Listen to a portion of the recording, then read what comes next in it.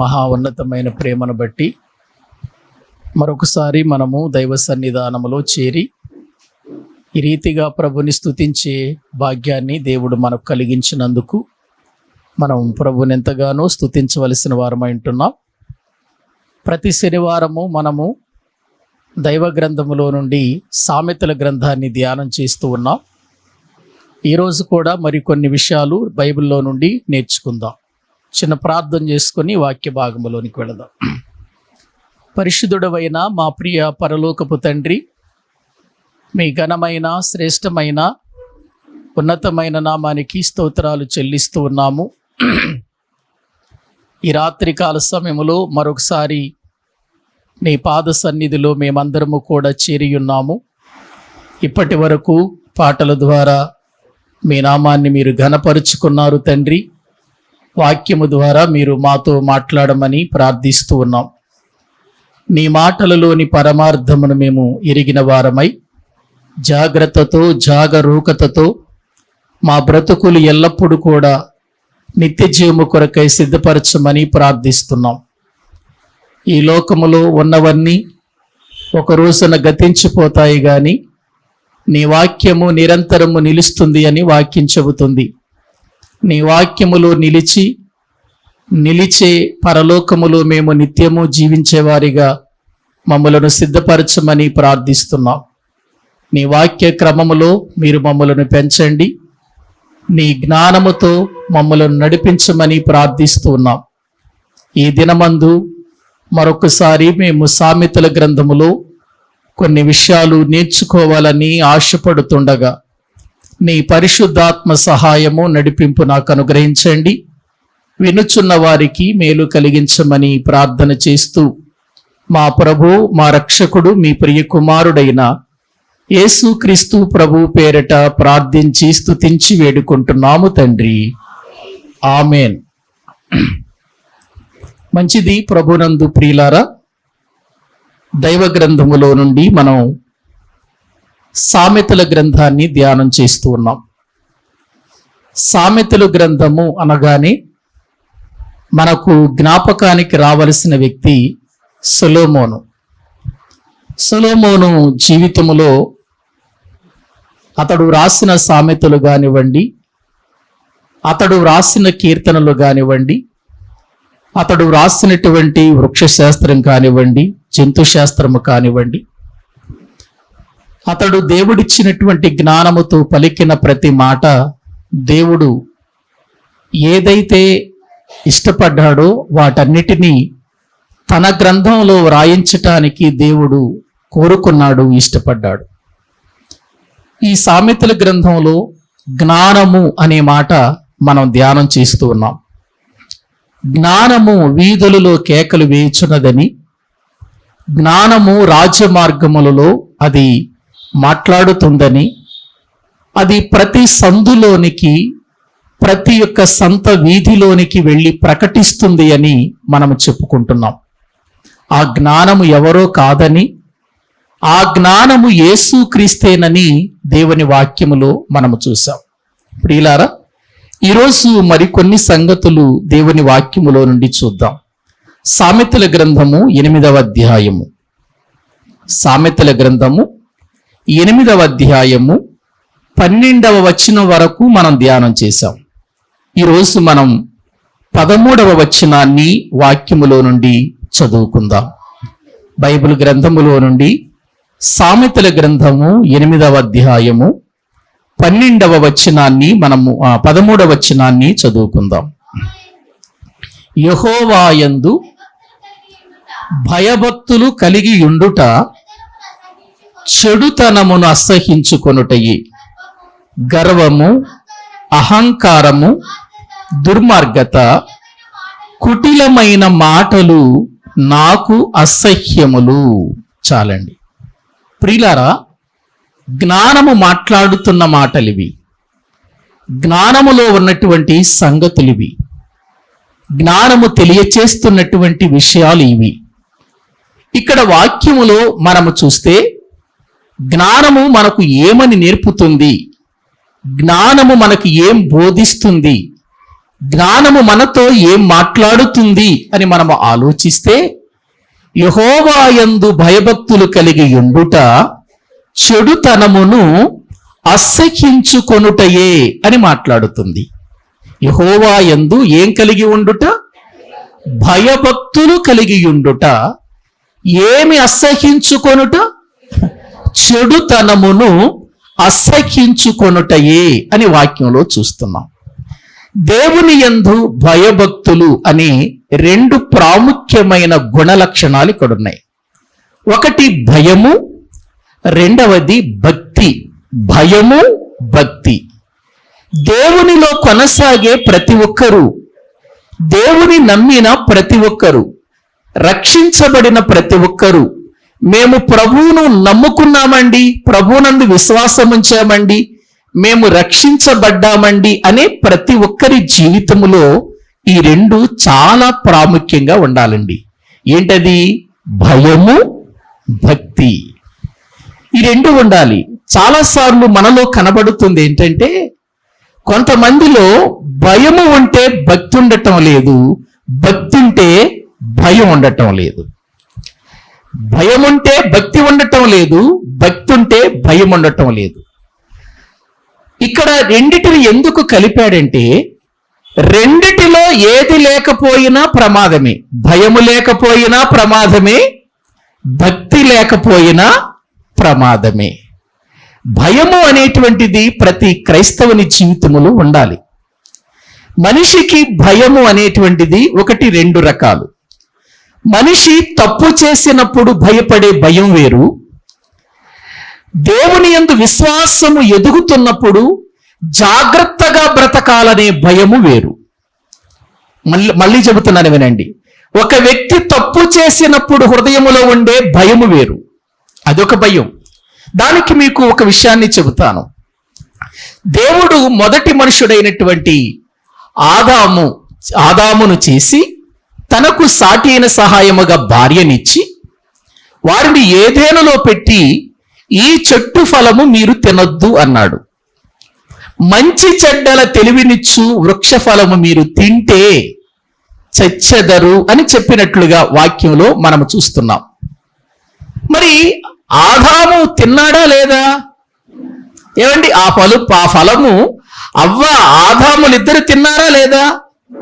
తిన్న తర్వాత ఆదామునకు భయము కలిగింది కదా, వెళ్ళిపోయి చెట్టు చాటున దాక్కున్నాడు. ప్రభు వచ్చాడు. దేవుడు వచ్చి, ఆదామా ఎక్కడున్నావు అని అన్నాడు. అప్పుడు ఆదాము చెప్పిన మాట ఏంటంటే, నీ స్వరము విన్నప్పుడు నేను భయపడి దాగుకొంటిని అని అన్నాడు. నీ స్వరము విన్నప్పుడు నేను భయపడి ఏం చేశాను? దాగుకొంటిని అని అన్నాడు. అంటే ఇప్పుడు ఆదాము ఎందుకు దాక్కున్నాడు? ఎందుకు భయపడుతున్నాడు? ఆదాము ఎందుకు భయపడుతున్నాడు? దేవుడు చెప్పిన మాట వినలేదు కనుక, తప్పు చేశాడు గనుక ఆదాములోనికి ఏమొచ్చింది చెప్పండి? భయం వచ్చింది. మనిషి జీవితంలో కూడా తప్పు చేసినప్పుడు హృదయంలో భయం ఉంటానే ఉంటది. అయ్యో నేను తప్పు చేశాను అని మన మనస్సాక్షి మనల్ని గద్దిస్తూనే ఉంటది. ఆ భయము వేరు, తప్పు చేసినందువలన వచ్చే భయము వేరు. మరొక భయాన్ని నేను మీకు చెబుతాను. అదెటువంటిది అనంటే, దేవుని యందు పరిపూర్ణమైన విశ్వాసముతో నేను జాగ్రత్తగా ఉన్నానా లేదా అనే ఒక భయముతో కూడినటువంటి ఆత్మీయ జీవితం అది. మనందరికీ తెలుసు, దేవుడు అబ్రహాముతో చెప్పాడు, అబ్రహామా నీవు ప్రేమించుచున్న నీకు ఒక్కడయ్యున్న నీ కుమారుని నాకు ఈ మోరియా పర్వతాలలో ఒక పర్వతం మీదకి తీసుకుని వెళ్ళి అర్పించు అని అన్నాడు.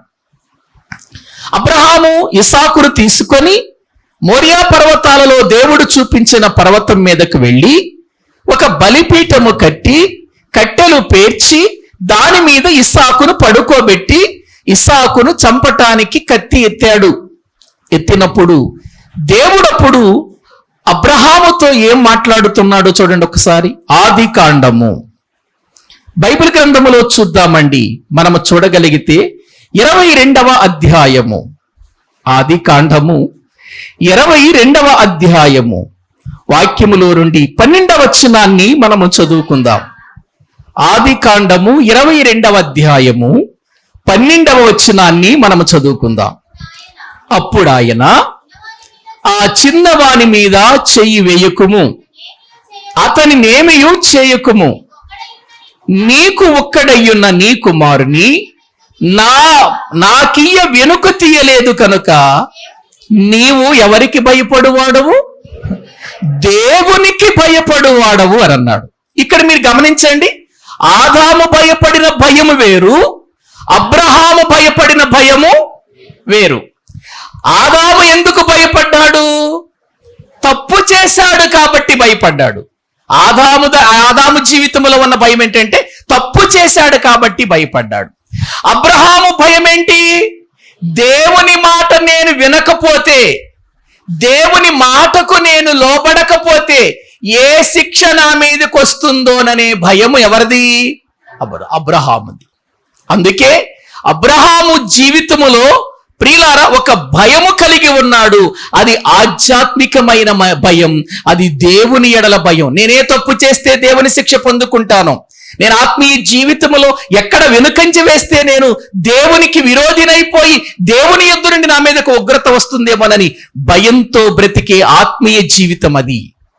కాబట్టి ప్రియులారా, ఇప్పుడు భయము భక్తి కలిగి ఉండమంటున్నాడు అనంటే ఏ భయాన్ని కలిగి ఉండమంటున్నాడు? తప్పు చేసి భయపడమంటున్నాడా? ఆత్మీయ జీవితంలో జాగ్రత్త విషయంలో భయపడమంటున్నాడా? ఏ విషయంలో మనకు ఉండాల్సింది భయం? ఎక్కడ నేను ఆత్మీయ జీవితంలో తప్పిపోయానేమో, పోతున్నానేమో, నేను ప్రభు కొరకు బ్రతకవలసినటువంటి నా జీవితాన్ని నాశనం చేసుకుంటున్నానేమో, ఎక్కడ నేను నా మాటలో, నా క్రియలో, నా తలంపులో, నా ఉద్దేశంలో, నా నడకలో, నా పడకలో ఎక్కడైనా దేవునికి అవమానం కలిగిస్తున్నానేమో, భయంతో బ్రతకటం వేరు, దేవుని యందు భయంతో బ్రతకటం వేరు. ఆ భయం మనకు ఉండాలి ప్రియులారా. రక్షించబడిన ప్రతి వారికి భయం ఉండాలి. ఏ భయం ఉండాలి అనంటే, నేను దేవుని కొరకు బ్రతుకుతున్నాను, ఎక్కడైనా నేను ఆత్మీయ జీవితంలో జారిపోతానేమో, నేను ఎక్కడైనా విశ్వాసంలో జారిపోతానేమో అనే భయము మనలో ఉండాలి. ఒకవేళ నేను ప్రార్థనకు వెళ్ళకపోతే ఏ నష్టం జరుగుతుందో, నేను ప్రార్థన చేయకపోతే ఏ నష్టం జరుగుతుందో, నేను దేవుని సన్నిధిలో జీవించకపోతే ఏ నష్టం జరుగుతుందో భయం ఉండాలి. భయంతో బ్రతకాలి. ఆ భయముతో కూడిన భక్తి ఉండాలి. ఆ భయముతో కూడిన ఏముండాలండి? భక్తి ఉండాలి. భక్తి అంటే ఏంటి?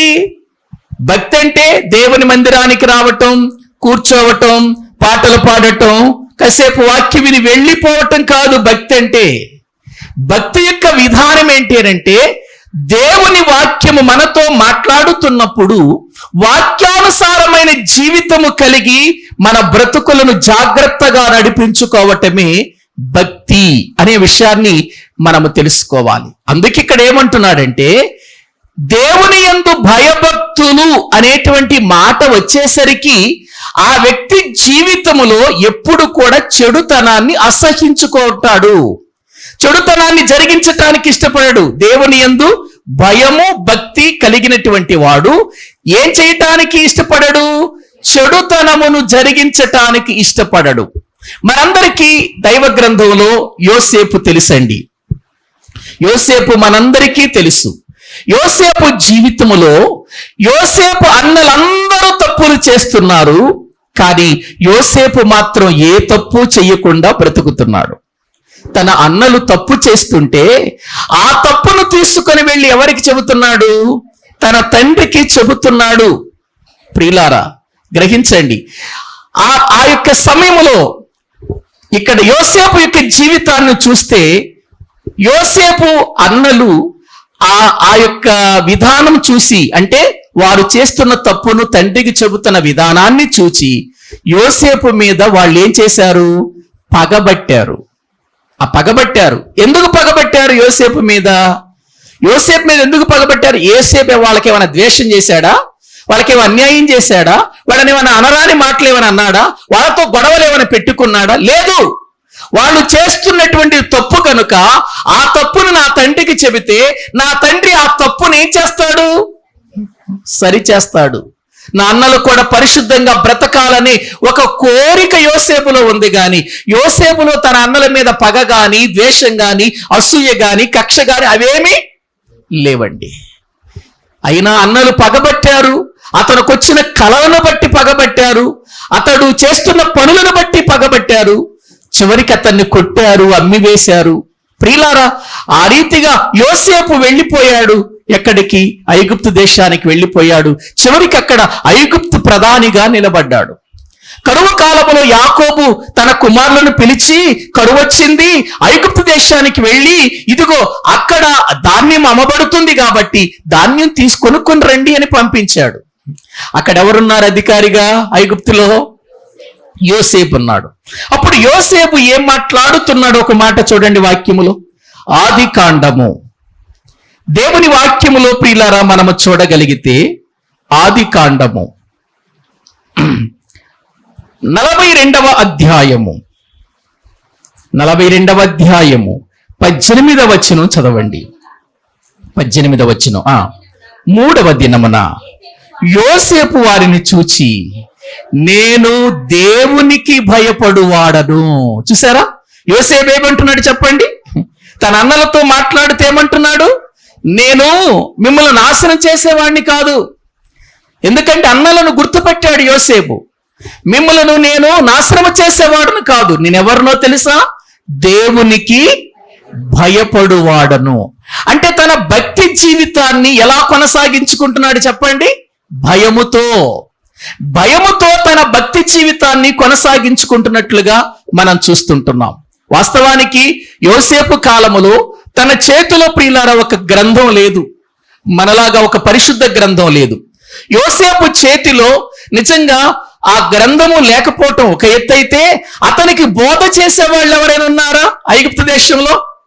ఎవరు లేరు. ఐగుప్తు దేశంలో బోధ చేసేవాళ్ళు లేకపోయినా, అతనితో ప్రియులారా భక్తి జీవితంతో గడిపేటువంటి సహవాసం లేకపోయినా, మందిరము లేకపోయినా, తన చేతిలో దైవ గ్రంథము లేకపోయినా, అతడు భక్తిని చాలా భయముతో కొనసాగించుకుంటున్నాడు. చూడండి, భక్తిని భయంతో కొనసాగించుకుంటున్నాడు. నేను తప్పు చేసేవాడును కాదు, నేనెవరిని అనుకుంటున్నారు? నేను దేవునికి భయపడువాడు. ఎక్కడున్నా నేను దేవునికి భయపడతాను. అది మన ఆత్మీయ జీవితం అయి ఉండాలి. ఇంటిలో ఒక రకంగా, బయట ఒక రకంగా, సమాజంలో ఒక రకంగా ఉండకూడదు. ప్రభువు నమ్మిన మనం, క్రీస్తును నమ్మినటువంటి మనం, క్రీస్తును ధరించిన మనం, రక్షించబడినటువంటి మనం మందిరములో ఎలా ఉన్నామో ఇంటి దగ్గర అలాగే ఉండాలి. ఇంటిలో ఎలాగున్నామో సమాజంలో కూడా మనం అలాగే బ్రతకాలి తప్ప భయము లేని జీవితం మనలో ఉండకూడదు. ప్రియులారా, భయము లేని బ్రతుకు మనలో ఉండకూడదు. భయము లేని స్థితి మనలోనికి రాకూడదు. భయం ఉండాలి మనకు. దేవుడంటే భయం ఉండాలి. ప్రార్థన చేయకపోతే ఏం జరుగుతుందనే భయం, వాక్యం చదవకపోతే భయం. ప్రియులారా, మనము ఆత్మీయ జీవితంలో ఎక్కడే నష్టపోతున్నామే భయం. ప్రతి విషయంలో కూడా భయంతోనే మన జీవితాన్ని కొనసాగించాలి. ఆ భయముతో కూడిన భక్తి మనం చెయ్యాలి. ఆ భయముతో కూడిన భక్తి చెయ్యాలి. ఆ భయముతో కూడిన భక్తి యోసేపు చేస్తున్నాడు. యోసేపు జీవితంలో తన చెడు మార్గములోనికి దించటానికి, చెడులోనికి తీసుకుని వెళ్ళటానికి పోతిఫరు భార్య అతని మీద కన్ను వేసి అతన్ని ఏ రీతిగా నేను పాపములో దించటానికి చూసింది. దిగాడా? ఏమండి, పాపానికి లోనైపోయాడా? పాపానికి ఒడిగట్టాడా? లేదండి, పాపము విషయంలో పారిపోయాడు. అంటే భయముతో కూడిన భక్తి అంటే అది చెడుతనమును అసహించుకొనుట. రక్షించబడిన మనం నిజంగా దేవుని యందు భయభక్తులు కలిగి ఉంటే చెడుతనం మన దగ్గరకు రానివ్వం. చెడు మాట్లాడం, చెడును గురించి ప్రియులారా మనము ఆలోచన చెయ్యము. చెడు మన దగ్గరకు రాకుండా దాన్ని అసహించుకుంటామనే విషయాన్ని దేవుని వాక్యములో మనము చూస్తున్నాం. అందుకే యెహోవా యందు భయభక్తులు కలిగి ఉండుట, చెడుతనమును ఏం చేయటమట ప్రియులారా అసహించుకొనుటయే అనే మాట దైవ గ్రంథంలో మనము చూస్తుంటున్నాం. ఒకసారి నేను ఈరోజు బైబిల్ గ్రంథములో కేవలం సామెతల గ్రంథంలోనే భయభక్తులు కలిగి ఉంటే వచ్చే లాభాలేంటో చెబుతాను. కేవలం సామెతల గ్రంథంలోని, ఇంకా ఎక్కడికి వెళ్ళను నేను, సామెతల గ్రంథం దాటి వెళ్ళను. కేవలము సామెతల గ్రంథములోనే ఉన్న దేవుని యందు భయభక్తులు కలిగిన జీవితానికి వచ్చే లాభాలేంటో వాక్యములో నుండి నేను మీకు చూపిస్తాను రండి. సామెతల గ్రంథము 1వ అధ్యాయము 7వ వచనం చదవండి. సామెతల గ్రంథము 1వ అధ్యాయము 7వ వచనాన్ని మనము చదువుకుందాం. యెహోవా యందు భయభక్తులు కలిగి ఉండుట తెలివికి మూలము అని అన్నాడు. 9-10 కూడా చూడండి. 9వ అధ్యాయము 10వ వచనం. 9వ అధ్యాయము 10వ వచనం. యెహోవా యందు భయభక్తులు కలిగి ఉండుటయే జ్ఞానమునకు మూలము. ప్రియులారా, ఇక్కడ ఒక మూలం చెబుతున్నాడు చూడండి. ఇక్కడ ఒక మంచి సూత్రం చెబుతున్నాడు చూడండి. ఏంటంటే, నీకు జ్ఞానము అనేది కావాలి అనంటే, నీకు దేవుని విషయంలో తెలివి కలిగి ఉండాలి అనంటే, నువ్వు ఎవరి యందు భయభక్తులు కలిగి ఉంటే వస్తుంది జ్ఞానం? దేవుని యందు భయభక్తులు కలిగి ఉంటే జ్ఞానము లభిస్తుంది. ప్రియులారా, ఆలోచించండి. బైబిల్ గ్రంథం అనేది చదివిన ప్రతి వారికి అర్థం కాదండి. బైబిల్ గ్రంథం అనేటువంటిది ఏదో మేము చదువుతున్నాము కాబట్టి మాకు తెలుసు బైబిల్ గ్రంథం అని అనుకోకండి. బైబిల్ గ్రంథం అర్థం కావాలి అనంటే, బైబిల్ గ్రంథములో విషయాలు మనకు తెలియాలంటే నీ చదువు కాదు కావలసింది, లేక ఈ లోక జ్ఞానం కాదు కావలసింది. దైవ జ్ఞానము మనకు రావాలి అనంటే మనకు కావలసింది దేవుని యందు భయభక్తులు కలిగి బ్రతకటం. దేవుని యందు భయభక్తులు కలిగిన వానికి దేవుడు తన గ్రంథంలో ఉన్న విషయాలు మనకు తెలియచేస్తాడు. ఒకవేళ నువ్వు ఈ లోక సంబంధంగా ఎన్నెన్నో కాలేజీలకు వెళ్ళొచ్చు, ఎన్నెన్నో బైబిల్ ట్రైనింగ్స్ వెళ్ళొచ్చేమో కానీ బైబిల్ ట్రైనింగ్కి వెళ్ళినంత మాత్రాన బైబిల్ అర్థమవుతుంది అనేది అనుకోకండి. లేక ఒక 10 సంవత్సరాలు నువ్వేదో ఒక డిగ్రీ, ఒక పట్టా సంపాదించుకోవటం వలన బైబిల్ అర్థం కాదండి. బైబిల్ నీకు తెలియాలి అనంటే, బైబిల్ నీకు అర్థం కావాలంటే, బైబిల్ నీవు తెలుసుకోవాలి అనంటే, దేవుని యందు భయభక్తులు కలిగి నీవు వాక్యాన్ని చదివితే అప్పుడు దేవుని వాక్యములో ఉన్న జ్ఞానం ఏంటో నీకు అర్థమవుతుంది. ఎందుకంటే యెహోవా యందు భయభక్తులు కలిగి ఉండుట తెలివికి మూలము అని దేవుని వాక్యములో మనము చూస్తున్నాం. 3వ అధ్యాయము 7వ వచనం చదవండి. కేవలం సామెతల గ్రంథం అని చెప్పాను నేను. సామెతల గ్రంథం దాటి బయటికి వెళ్ళొద్దు. ప్రియులారా, సామెతల గ్రంథంలోని 3వ అధ్యాయము 7వ వచనం చదువుకుందాం. నేను జ్ఞానిని కదా అని అనుకొనవద్దు, యెహోవా యందు భయభక్తులు కలిగి చెడుతనము విడిచిపెట్టుము, అప్పుడు నీ దేహమునకు ఆరోగ్యమును నీ ఎముకలకు సత్తువయు కలుగును అని అన్నాడు. చూడండి, ఏమండి, యెహోవా యందు భయభక్తులు కలిగి ఏ విడిచిపెట్టమంటున్నాడు? చెడుతనముని విడిచిపెట్టమంటున్నాడు. చెడుతనముని విడిచిపెట్టడమే ఏంటి? యెహోవా యందు భయభక్తులు అంటే దేవుని యందు భయభక్తులు కలిగే వ్యక్తి జీవితములో చెడుతనము జరిగించటానికి ఇష్టపడరు. ఇది మనం తెలుసుకోవాలి.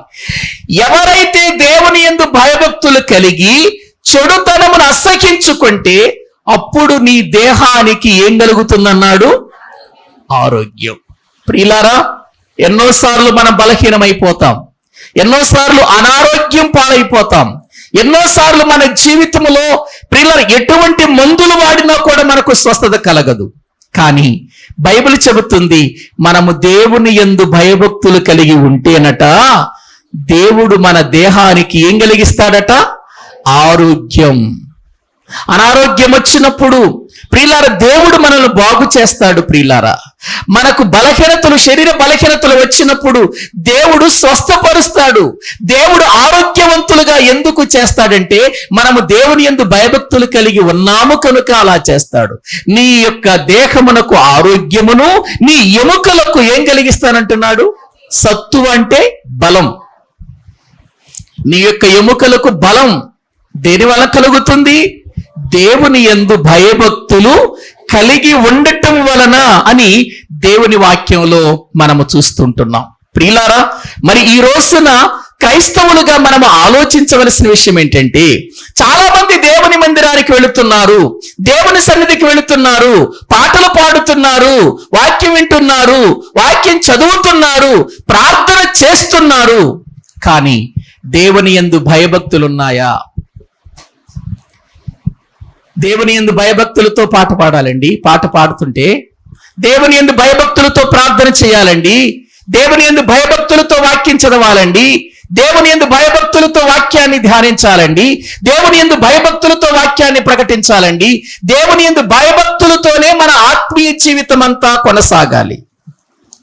మందిరంలో ఒక రకంగా ఉండి భక్తిగా ఏదో ప్రభువుని సేవిస్తున్నట్లుగా ఉండి బయటికి వెళ్ళిపోయి లోకంతో కలిసిపోయావనుకో, నీ భక్తి వ్యర్థం. ఆ భక్తి వ్యర్థం. దేవుడు భక్తిని ఎందుకు వ్యర్థం అన్నాడో ఒకసారి యాకోబు గారు రాసిన పత్రిక చూడండి. యాకోబు గారు రాసిన పత్రిక 1వ అధ్యాయము, యాకోబు గారు రాసినటువంటి పత్రిక 1వ అధ్యాయము దేవుని వాక్యములో నుండి 22వ వచనాన్ని మనము చదువుకుందాం. మీరు వినువారు మాత్రమై ఉండి మిమ్మును మీరు మోసపుచ్చుకొనకుండా వాక్య ప్రకారము ప్రవర్తించువారునై ఉండుడి. ఎవడైనను వాక్యమును వినువాడయుండి దాని ప్రకారము ప్రవర్తింపని వాడైతే వాడు అద్దములో తన సహజ ముఖమును చూచుకొను మనుషుని పోలియున్నాడు. వాడు తన్ను చూచుకొని అవతలికి పోయి తానెట్టివాడు వెంటనే మరిచిపోవును కదా. అయితే స్వాతంత్ర్యమునిచ్చు సంపూర్ణమైన నియమములో తేల్చుచి నిలుకడగా ఉండువాడెవడు వాడు విని మరచువాడు కాక క్రియ చేయువాడయుండి తన క్రియలో ధన్యుడగును.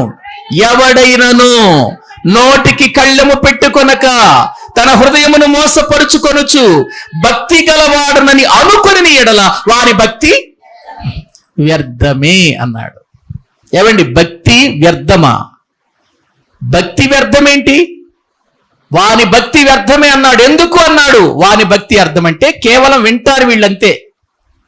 వినటానికి మాత్రమే వింటారు తప్ప విన్న వాక్య ప్రకారం ఏం చేయరు వీళ్ళు? జీవించరు, ప్రవర్తించరు. వీళ్ళ జీవితం ఎలాగుంటుందంటే, అద్దములో తన సహజ ముఖమును చూచుకొని అవతలికి వెళ్ళిపోయిన తర్వాత నేను అద్దంలో చూసుకున్నానే, నా పొరపాటు నాకు కనబడిందే, నేను దాన్ని సరి చేసుకోవాలని ఆలోచన వీళ్ళకి ఉండదు. ప్రియులారా, ఇదొకటైతే వాక్య ప్రకారం ప్రవర్తించినప్పుడు ఒక మనిషి తన నోటికి కళ్ళెం పెట్టుకోగలడా? ఏమండి, వాక్య ప్రకారము ప్రవర్తించినప్పుడు ఒక వ్యక్తి తన నోటికి కళ్ళెము పెట్టుకోగలదా? ఒక చెడు మాట మన హృదయంలోండి బయటకు వస్తుంది. అమ్మో, ఈ మాట మనం మాట్లాడకూడదు కదా, నేను దేవుని బిడ్డను కదా, నేను దేవుని నమ్మిన వాడిని కదా అనే భయం రావాలి మనకి. కానీ అది వచ్చేసింది బయటికి. ఒక చెడు మాట బయటకు వచ్చేసింది. ప్రియులారా, ఎందుకు వచ్చింది? హృదయంలో ఉంది కాబట్టి వచ్చింది. హృదయము నిండియుండు దానిని బట్టి నోరేమవుతుంది? మాట్లాడుతుంది అన్నమాట. అంటే ఇప్పుడు వాక్యం విన్నా కూడా హృదయం ఏం కాలేదు? వాక్యం విన్నా హృదయం ఏం కాలేదు? హృదయం మారలేదు. వాక్యం విన్నా హృదయం మారలేదు. చెడుతనము తీసివేసుకోమన్నా చెడుతనము తీసివేసుకోలేదు. దేవునికి నమ్మకంగా బ్రతకమన్నా బ్రతకలేదు. హృదయము దేంతో నిండిపోయిందండి? చెడుతనముతో నిండిపోయింది. చెడుతనముతో నిండిపోయిన వ్యక్తి వాక్య ప్రకారం బ్రతుకుతాడంటే బ్రతకడు. వాక్యము వింటాడు, అంతే, వెళ్ళిపోతారు ఎవరైనా. నోటికి కళ్ళెము పెట్టుకోకుండా తన హృదయాన్ని మోసపరుచుకుంటూ వాక్యానికి లోబడకుండా బ్రతికే బ్రతుకు, ఆ భక్తి ఏమన్నాడు చెప్పండి? వ్యర్థమే అని అన్నాడు. ప్రియులారా, మరి ఈరోజు క్రైస్తవులంగా దేవుని నమ్మిన వారిగా మన హృదయాలలో మనము ఇటువంటి భక్తి జీవితము కలిగి ఉన్నామా? ఒకసారి ఆలోచించండి. ఇటువంటి వ్యర్థమైపోయే భక్తి జీవితాన్ని మనము కలిగి ఉంటే దాన్ని వెంటనే మనలో నుండి తీసివేసుకోకపోతే ప్రియులారా చాలా నష్టం జరిగిపోతుంది. అందుకే మనకు ఈ భక్తిని గురించిన జ్ఞానం పెరగాలి. ఈ భక్తిని కూర్చున్నటువంటి తెలివి పెరగాలి అని అంటే మనము దేవుని యందు ఏం కలిగి ఉండాలన్నాడు? భయభక్తులు కలిగి ఉండాలి అని అన్నాడు. మరొక మాట సామెతల గ్రంథంలోకి వద్దాము రండి. సామెతల గ్రంథము 10వ అధ్యాయము 27వ వచనాన్ని మనము చదువుకుందాం. సామెతల గ్రంథము 10వ అధ్యాయము 27వ వచనం అండి. యెహోవా యందు భయభక్తులు కలిగి ఉండుట దీర్ఘాయువునకు కారణం. ఏమండి, దీర్ఘాయువు అంటే దేవుడు మనకెంత ఆయుష్నిచ్చాడో ఆ ఆయుష్ కాలం అంతా మనము బ్రతకాలి అని అంటే కారణం ఏంటి చెప్పండి? దానికి కారణం యెహోవా యందు భయభక్తులు కలిగి ఉండటం. దేవుని యందు భయభక్తులు కలిగి ఉన్నప్పుడు అవసరమైతే దేవుడు మనకిస్తానన్నటువంటి ప్రియులార ఆయుష్ కాకుండా ఇంకా దాన్ని ఆయన పెంచే అవకాశం కూడా ఉంటుంది. మనందరికీ తెలుసు, హిజ్కియాకు మరణకరమైన వ్యాధి వచ్చిందా? వచ్చింది కదండి. యెషయా ప్రవక్త వచ్చి ఏం చెప్పాడు? నువ్వు మరణమైపోతున్నావు, నీ ఇంటిని చక్క పెట్టుకో అన్నాడు. అప్పుడు హిజ్కియా ఏం చేశాడు? ప్రభువా, నీ సన్నిధిలో నేనెంత భయభక్తులతో నడిచాను, నీ యందు నేను ఎంత యథార్థంగా నడుచుకున్నాను, కృపతో జ్ఞాపకం చేసుకొనమని కన్నీళ్లు విడిచాడా? విడిచాడండి. వెంటనే దేవుడు అతని కన్నీరు చూచాడు. కన్నీరు చూచి వెంటనే ఏ ప్రవక్తనైతే నువ్వు చనిపోతావు అని చెప్పినా అని పంపించాడో అదే యెషయా ప్రవక్తను పంపించి మళ్ళీ అన్నాడు, 15 సంవత్సరాలు నీకు ఆయుష్నిస్తున్నాను అని అన్నాడు. ఎవరికి? మరణమైపోబోతున్న హిజ్కియాకు ప్రియులారా ఏమిచ్చాడు? మళ్ళీ ఆయుష్, దీర్ఘాయువునిచ్చాడు. ఎందుకు ఇచ్చాడు? దేవుని యందు అతడు నడుచుకొనినటువంటి భక్తిగల జీవితాన్ని బట్టి ఇచ్చాడు. భక్తిగల జీవితాన్ని బట్టి అతనికి 15 సంవత్సరాలు ఆయుష్నిచ్చినట్లుగా దైవ గ్రంథంలో మనము చూస్తుంటున్నాం. కాబట్టి ప్రియులారా, మనము భూమి మీద బ్రతకాలి అనంటే మనమేదో ప్రియులారా మన ప్రాణాన్ని కాపాడుకోవటానికి ఏవేవో చేసినందువలన మన బ్రతకం. దేవుడు మనకు ఆయుష్, ఆరోగ్యాన్ని ఆయన మనకిచ్చిన కాలమంతటినీ మనం అనుభవించాలంటే దానికి మూలం ఒకటే, దేవుని యందు భయభక్తులు కలిగి ఉండటం అని వాక్యంలో మనం చూస్తున్నాం. గ్రహించండి, యెహోవా యందు భయభక్తులు కలిగి ఉంటే మనకు లాభం ఏంటి? అది తెలివికి మూలం, తెలివి కలిగిస్తుంది, జ్ఞానము పుట్టిస్తుంది అని అన్నాడు. తర్వాత దేవుని యందు మనం భయభక్తులు కలిగి ఉంటే మనకు దీర్ఘాయువు, దేవుడిచ్చిన ఆయుష్ కాలం అంతటిలో కూడా మనము దేవునితో ఉంటాము గనుక, దేవునితో సహవాసం చేస్తాము గనుక ఆయన ఆ దీర్ఘాయువును చాలా జాగ్రత్తగా మనకు అనుగ్రహిస్తాడు. ప్రియులారా, అదే సామెతల గ్రంథం 14వ అధ్యాయం 26వ వచనం ప్రియులారా వాక్యంలో చూడండి. 14వ అధ్యాయం 26వ వచనం, యెహోవా యందు భయభక్తులు కలిగి ఉండుట బహుధైర్యము. ఏవండి, దేవుని యందు భయభక్తులు కలిగిన వారికి ఏముంటది? ధైర్యం. అందుకే నీతిమంతులు సింహము వలె ధైర్యముగా ఉంటారు, భయపడరు దేనికి. దేవుని యందు భయభక్తులు కలిగిన వాడు చావుకు భయపడతాడా? దేవుని యందు భయభక్తులు కలిగిన వాడు శ్రమలకు భయపడతాడా? కష్టాలకు భయపడతాడా? నిందలకు భయపడతాడా? అవమానాలకు భయపడతారా అండి? భయపడడండి. దేనికి భయపడడు. దేవుని యందు భయభక్తులు గల వాడుకున్న నిరీక్షణ ఒక్కటే. ఏంటా నిరీక్షణ? చనిపోతే పరిశుద్ధుల సమూహముతో ఉంటాను, బ్రతికితే ప్రభు సేవ చేసుకుంటాను, ప్రభు కొరకు బ్రతుకుతాను. అంతేగాని చావొస్తుందని వణికిపోడు, చావొస్తుందని భయపడడు. చావొస్తుందని ప్రియులారా మనము భయపడినా లేకపోతే మన జీవితంలో ఏది జరిగించినా దేవుని యందు భయభక్తులు లేకుండా మనము జీవిస్తే నీ జీవితం అలాగే ఉంటది. మరి క్రీస్తును నమ్మిన మనం ఏ విషయంలో కూడా భయపడకూడదండి, భయపడకూడదు. భయము అనేది సాతాను వలన పుట్టింది, ధైర్యం అనేది దేవుని వలన మనకు కలిగింది. కొంతమందికి చిన్న జ్వరం వస్తే చాలు భయం, ఏమైపోద్దో అని. గ్యాస్ నొప్పి వచ్చిందంటే గుండె నొప్పి ఏమో అనే భయం కదా. గ్యాస్ నొప్పి వచ్చిందనుకో, గుండె నొప్పి ఏమో, చచ్చిపోతానేమో, తొందరగా హాస్పిటల్కి తీసుకెళ్ళిపోండి అని అంటూ ఉంటారు. ఏవండి, గ్రహించండి. అంటే హాస్పిటల్కి తీసుకెళ్ళొద్దు, చూపించకూడదని నేను అనను, కానీ ప్రియులారా, నేను చెప్పేది ఏంటంటే ప్రతి చిన్న విషయానికి కూడా మనము ఏం కాకూడదు చెప్పండి, భయపడకూడదు. ఎవరు భయపడకుండా ఉంటారు? ఎవరు ధైర్యం కలిగి ఉంటారు చెప్పండి? దావీదుని గురించి ఒక మాట అన్నారండి. అయ్యా, దావీదుని ఎదుర్కోవాలంటే దావీదు గుండె ఎటువంటిదో తెలుసా? సింహపు గుండె వంటి ధైర్యము కలిగిన వాడన్నారు. దావీదు యొక్క గుండె ఎటువంటిదట? సింహము లాంటి గుండె అయింది. ధైర్యం, దేనికి భయపడదు. దేవుని పిల్లలమైన మనం, దేవుని నమ్మిన మనం, ప్రభుని ఎరిగిన మనం, రక్షించబడిన మనం, దేవుని పిల్లలమని చెప్పుకుంటున్న మనం ఎందుకు భయపడాలి? దేనికి భయపడాలి? ఎందుకు భయపడకూడదు మనం? ఎందుకంటే దేవుని యందు భయభక్తులు కలిగి ఉన్నవాడు ఎప్పుడు ఎలా ఉంటాడు చెప్పండి? ధైర్యంగా ఉంటాడు. దేనికి భయపడని వాక్యంలో మనము చూస్తుంటున్నాం. ఇంకా మరికొన్ని సంగతులు చూడండి. 14వ అధ్యాయం 27వ వచనం చదవండి. 14వ అధ్యాయం 27వ వచనం. యెహోవా యందు భయభక్తులు కలిగి ఉండుట జీవపు ఊట, అది మరణ పాశములో నుండి విడిపించును. ఏమండి, యెహోవా యందు భయభక్తులు కలిగి ఉండటం ఏంటట? జీవపు ఊట అన్నాడు. జీవం ఊరుతుంది అని అంటున్నాడు.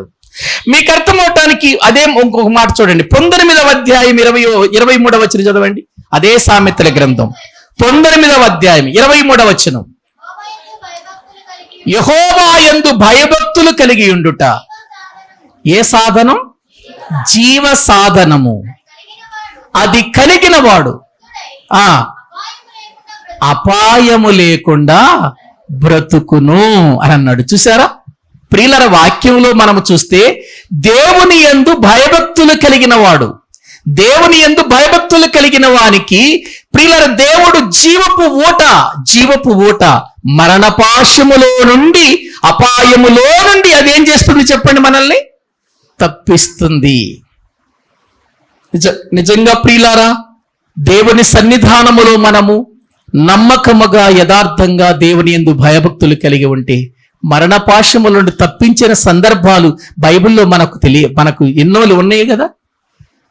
వాస్తవానికి ప్రియులారా, మనము చూస్తున్నాం, సొదొమ గొమొర్రా పట్టణం నాశనమైపోయింది, పాపముతో నిండిపోయింది. కానీ దేవుని యందు భయభక్తులు కలిగిన ఒకే ఒక నీతిమంతుడు అక్కడ ఉన్నాడు. ఎవరు అయినా? లోతు. ఏమండి, ఆ పట్టణం అంతా నాశనం చేసేటప్పుడు కేవలము దేవుని దూతలు వచ్చి లోతుని ఏం చేసాయి చెప్పండి? బయటికి తీసుకొచ్చాయి. ఎందుకు తీసుకొచ్చాయి బయటికి? అగ్ని గంధకాలలో ఎందుకు నోవాహుకు ప్రియుల కాలిపోలేదు?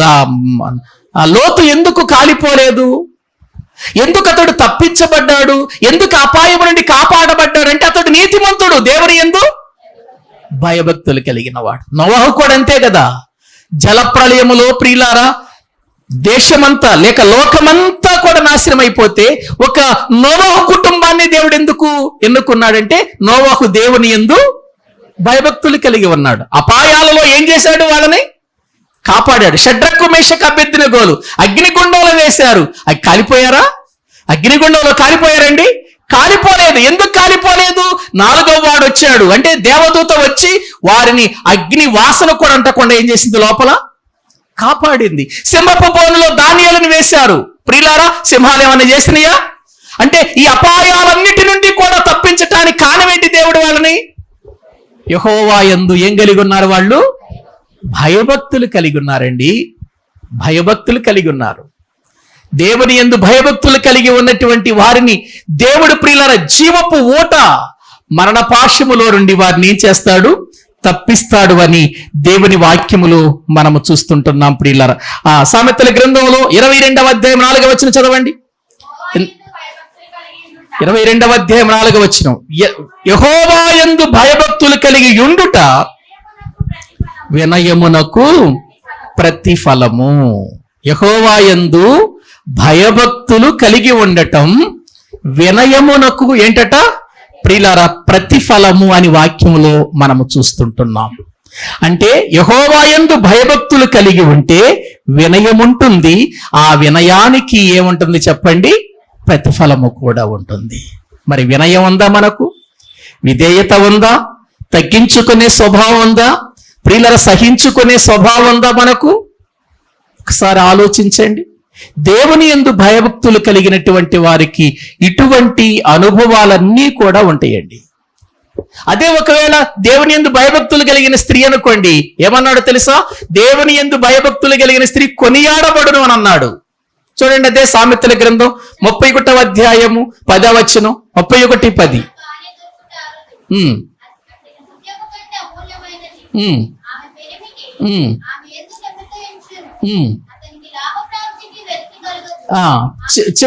క్షమించండి, చివరి అధ్యాయం దేవుని వాక్యములో మనము చూడండి, వచ్చిన చెప్పండి.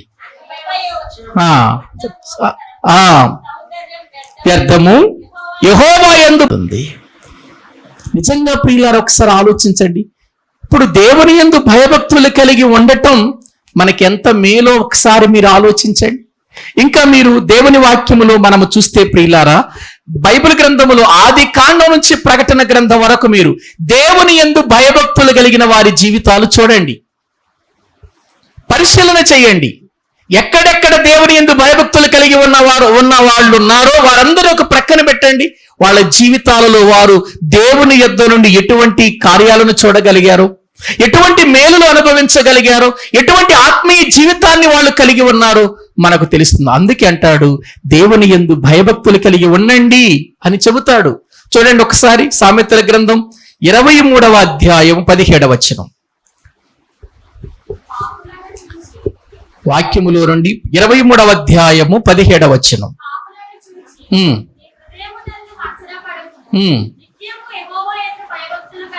నిత్యము యెహోవా యందు ఏం కలిగి ఉండమంటున్నాడు? నిత్యమా అప్పుడప్పుడా? మన కనీసం అప్పుడప్పుడు కూడా ఉండవు దేవుని యందు భయభక్తులు. వాక్యం ఏం చెబుతుందండి? నిత్యము భయభక్తులు కలిగి ఉండండి అని అంటున్నాడు. మందిరంలో ఉన్నా, ఇంటిలో ఉన్నా, లేకపోతే బయట ఉన్నా, సమాజంలో ఉన్నా, నలుగురిలో ఉన్నా మనలో ఏం కనపడాలి చెప్పండి? దేవుని యందు భయభక్తులు. దేవుని యందు భయభక్తులు ఎలా వస్తాయో ఒక వచనం చూడండి. వాక్యములో 2వ అధ్యాయము 1వ వచనము నుండి మనం చదువుకుందాం. 2వ అధ్యాయము సామెతల గ్రంథం 2వ అధ్యాయము 1వ వచనము నుండి చదవండి. నా కుమారుడా, నీవు నా మాటలను అంగీకరించి నా ఆజ్ఞలను నీ యొద్ద దాచుకొని ఎడల, జ్ఞానమునకు నీ చెవియొగ్గి హృదయపూర్వకముగా వివేచన అభ్యసించిన ఎడల, తెలివికై మొర్ర పెట్టిన ఎడల, వివేచనకై మనవి చేసిన ఎడల, వెండిని వెదికినట్లు దాన్ని వెదికిన ఎడల, దాచబడిన ధనమును వెదికినట్లు దాన్ని వెదికిన ఎడల, యెహోవా యందు భయభక్తులు కలిగి ఉండుట ఎట్టిదో నీవు గ్రహించదవు. దేవుని గూర్చిన విజ్ఞానము నీకు. ఇప్పుడు యెహోవా యందు భయభక్తులు కలిగి ఉండటం అంటే ఎలా వస్తుందయ్యా? దేవుని యందు భయభక్తులు కలిగి ఉండటం అంటే ఎలా నా జీవితంలో నేను జీవించాలి, ఎలా జీవిస్తే అది వస్తుందంటే చెప్పాడు పైన. ఏమన్నాడు? నా మాటలను అంగీకరించు, నా ఆజ్ఞలు నీ యొద్ద దాచుకో అన్నాడు. ఏమండి, జ్ఞానమునకు నీ చెవియొగ్గి, వాక్యం వినబడుతున్నప్పుడు అటు ఇటు చూడకుండా, ఏదో నిర్లక్ష్యంగా ఉండకుండా, లేకపోతే వేటి మీద ధ్యాస పెట్టుకోకుండా నీ చెవియొగ్గి అన్నాడు. వాక్యం చెప్పేటప్పుడు జ్ఞానం నీకు వినబడుతున్నప్పుడు చెవులు ఎక్కడ ఉండాలి? వాక్యం మీద ఉండాలి చెవులు. నీ మనసు వాక్యం మీద ఉండాలి. చెప్పబడుతున్న వాక్యం ఏంటో నువ్వు వినాలి. అందుకే సంఘాల గురించి మాట్లాడుతూ, సంఘములతో ఆత్మ చెప్పుచున్న మాట చెవిగలవాడు. అది సంఘంలో ఉన్నప్పుడు మనం దేవుడు తన ఆత్మ చేత తన ఆత్మ సంగతులను మనతో మాట్లాడుతున్నప్పుడు మన చెవులు అటు ఇటు ఉండకూడదు, వేటినో ఆలకించకూడదు, వేటినో వినకూడదు, పనికి మాలిన వాటిని నెట్టి మన చెవులోకి తెచ్చుకోకూడదు. వాక్యం దగ్గర ఉన్నప్పుడు ఏం వినాలి మనం? వాక్యమే వినాలి.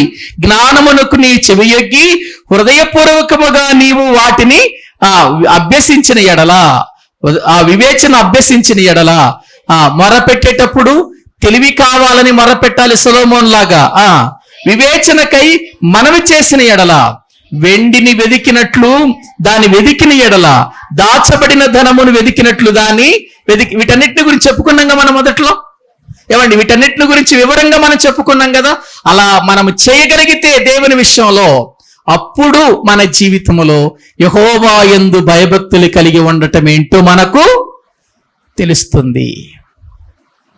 వాక్యం వింటే, వాక్యాన్ని వెతికితే, వాక్యం మీద ప్రేమ కలిగి ఉంటే, నీ వాక్యం చెవులు ప్రియులారా, వాక్యం మీద నీ చెవులు ఉంచితే నీ జీవితంలో దేవుని జ్ఞానం ఎట్టిదో, దేవుని యందు భయభక్తులు కలిగి ఉండటం ఎట్టిదో, దేవుని విజ్ఞానం ఎట్టిదో నువ్వు తెలుసుకుంటావన్నాడు.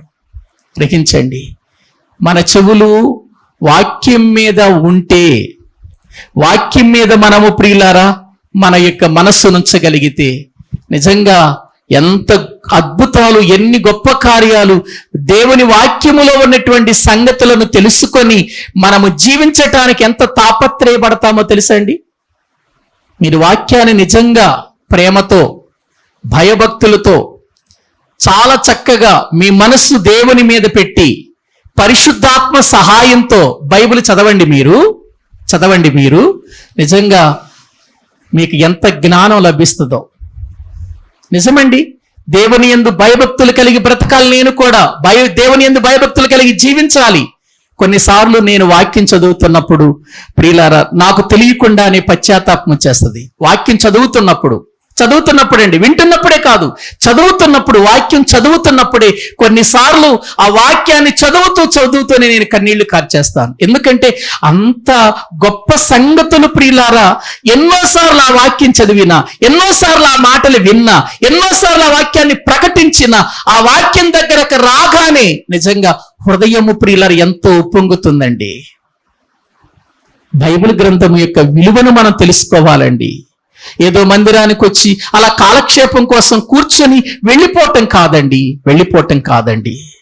దేవునిలో మనం ఎదగాలంటే, దేవునిలో ఫలించాలంటే, దేవునిలో అభివృద్ధి చెందాలంటే, పరలోకాన్ని మనం సంపాదించుకోవాలంటే, క్రీస్తు స్వారూప్యములోనికి మనం రావాలి. క్రీస్తు స్వారూప్యములోనికి రావాలి అనంటే వాక్యం అనేటువంటి ప్రియులారా ఆ యొక్క ఉన్నతమైనటువంటి స్థానములో మనము ఎదగాలి. అప్పుడే మనకు దేవుని యందు భయభక్తులు కలిగి ఉండుట ఎట్టిదో తెలుస్తుంది అని దేవుని వాక్యములో మనము చూస్తున్నాం. అందుకే మీరు చూడండి, ప్రియులారా కీర్తన గ్రంథంలో ఎక్కువ శాతం దావీదు దేవుని సన్నిధానములో మొర్రపెట్టేటప్పుడు గాని, ప్రార్థన చేసేటప్పుడు గాని అతడు ఎక్కువగా దేని గురించి ప్రియులారా ప్రార్థన చేసేవాడంటే, ప్రభువా నీ వాక్య ధ్యానము నాకు దయచేయుము. తండ్రి, నేను నిన్ను ధ్యానించాలనే ఆశ కలుగుతుంది, నీ మందిరానికి వెళ్ళాలనే కోరిక కలుగుతుంది అని అంటాడు. ప్రభువా, నేను మంచం మీద ఉండి నీ యొక్క మాటలను ధ్యానిస్తున్నప్పుడు క్రొవ్వు మెదడు దొరికినట్టుగా నాకు దొరుకుతుంది. చూసారా, మనకేముండదు. ఇక్కడ వాక్యం వింటాం, ఇంటికి వెళ్ళిన తర్వాత మన ధ్యానం మారిపోద్ది. వాక్యం మీద ఉండదు మన ధ్యానం, వేటి మీదకి వెళ్ళిపోద్ది ధ్యానం. ఎందుకంటే చేతుల్లో ఫోన్లు ఉన్నాయి, ఇళ్లలో టీవీలు ఉన్నాయి. ప్రియులారా, ఇక్కడ వాక్యం వింటాం, వాక్యం విన్న తర్వాత ఈ రాత్రి ఏ వాక్యం చెప్పానో ప్రియులారా రేపు ఉదయాన్ని అడిగాను అనుకోండి ప్రియులారా, అవన్నీ ఎగిరిపోతాయి. ఎందుకు ఎగిరిపోతాయి? మనసు దీని మీద లేదు, వీటి మీద ధ్యానం లేదు. ఇంటికి వెళ్ళగానే మన మనసు ఏమైపోయింది? మారిపోయింది. ఒక భక్తుడు ఇలా అన్నాడు, క్రైస్తవులట పోలీసు డ్రెస్ లాగా జీవితాన్ని మార్చేసుకుంటున్నారట. ఏమండి, ఒక కానిస్టేబుల్ ఇంటి దగ్గర నుంచి వెళ్ళేటప్పుడు సివిల్ డ్రెస్సులు వెళతాడు, స్టేషన్కి వెళ్ళగానే ఏం చేస్తాడు? డ్రెస్ మార్చేసి డ్యూటీ డ్రెస్ వేసుకుంటాడు కదా. మళ్ళీ డ్యూటీ అయిపోగానే ఏం చేస్తాడు? మళ్ళీ ఆ డ్రెస్ అక్కడ ఇడిచిపెట్టి సివిల్ డ్రెస్ వేసుకొచ్చుకుంటాడు కదా. అలాగే క్రైస్తవులు కూడా ఇంటికి వచ్చేటప్పుడేమో మామూలు డ్రెస్తో వస్తారు, మందిరంలో ఉన్నంతసేపు భక్తి డ్రెస్ వేస్తారు, వెళ్ళిపోయేటప్పుడు ఆ భక్తి డ్రెస్ ఇక్కడ ఇడిచిపెట్టి మళ్ళీ మామూలు డ్రెస్ వెళ్ళిపోతారు. ఒక భక్తుడు మాట్లాడుతున్నాడు, వాస్తవం అండి ఇది.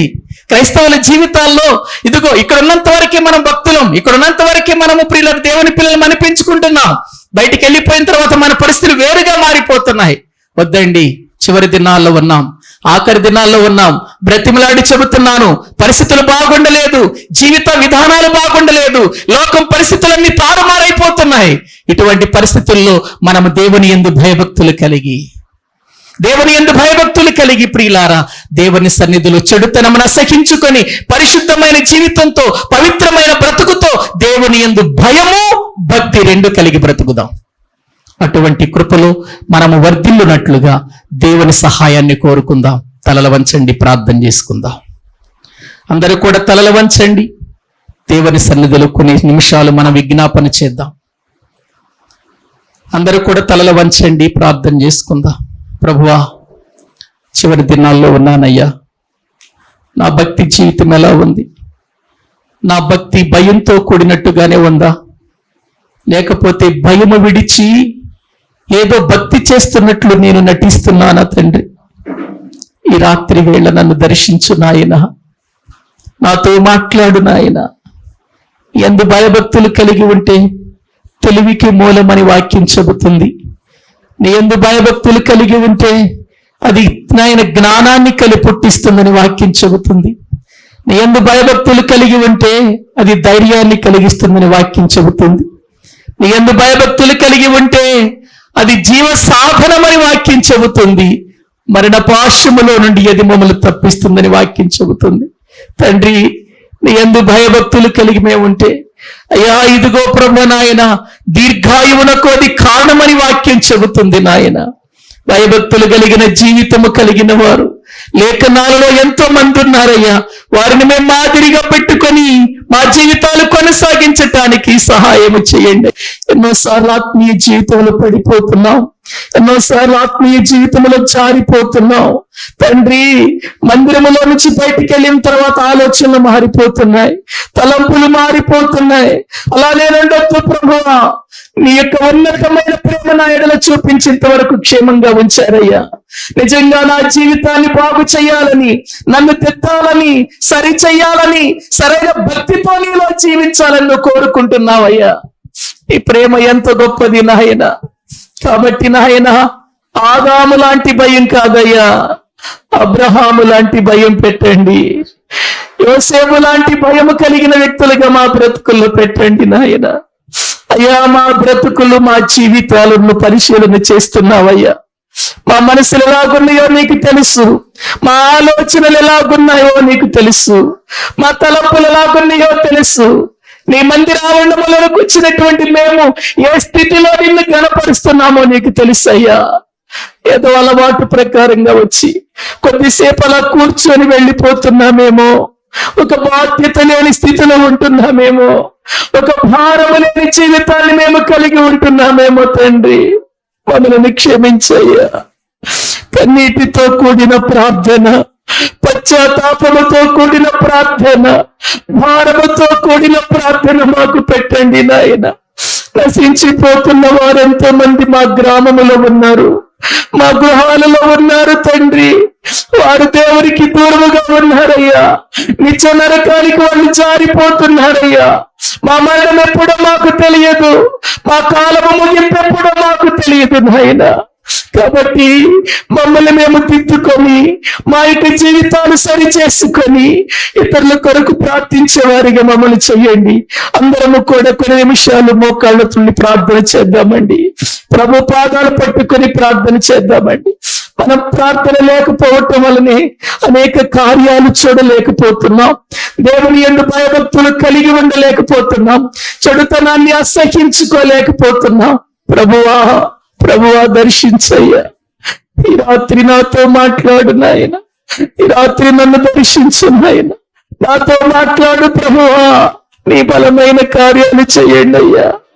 ఏ విషయంలో నీకు దూరం అయిపోతున్నానో, ఏ విషయంలో నేను నీకు ప్రభు నాయన దూరం అయిపోతున్నాను, నా విశ్వాస జీవితం ఎక్కడ జారిపోతుందో నాయన నన్ను దర్శించు. అందరము కూడా కొన్ని నిమిషాలు ప్రార్థన చేద్దామండి. అందరము కూడా కొన్ని నిమిషాలు ప్రార్థన చేద్దాం.